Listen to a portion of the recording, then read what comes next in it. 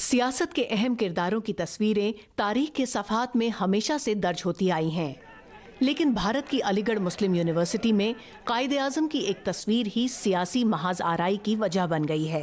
80 साल से इस यूनिवर्सिटी में लगी तस्वीर पर हुक्मरान जमात बीजेपी के एक एमपी के एतराज़ और हिंदू युवा वाहिनी नाम की तंजीम की जानिब से अलीगढ़ मुस्लिम यूनिवर्सिटी में हंगामे के बाद भारत में माहिरीन एक ही सवाल पूछ रहे हैं, क्या कायदे आज़म के नाम पर शुरू होने वाले इस तनाज़े का मकसद कर्नाटक के इंतखाबात पर असरअंदाज होना है? सिर्फ एक स्पेसिफिक इलेक्शन के लिए नहीं है, सब इलेक्शंस के लिए है।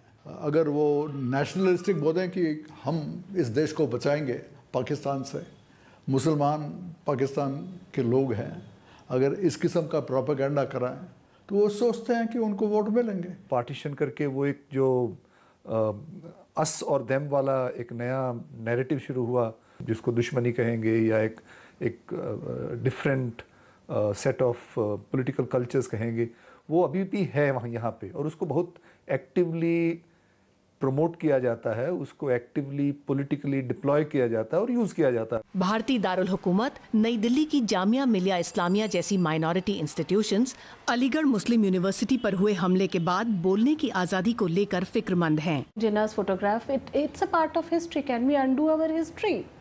In fact, we should tell students about it. We should engage them in debate and then let them understand the history and take their own decisions. Isn't that what we aim in education, higher educational institutions? इस तरह के मुद्दे भड़काकर minority university के ऊपर एक हमला करके ये मुद्दे बना रहे हैं। स्टूडेंट्स में ज्यादा गुस्सा उनके साथियों पर हमले के वक्त एडमिनिस्ट्रेशन की खामोशी पर है। Hindu Yuva Vahini, which is being patronized by the CM of UP, Yogi Adityanath, उन्होंने वो उसको patronize कर रहे हैं, उनको पुलिस से protect कर रहे हैं। Think about the fact that being in a university that we don't even have protection against a group of goons is pretty scary.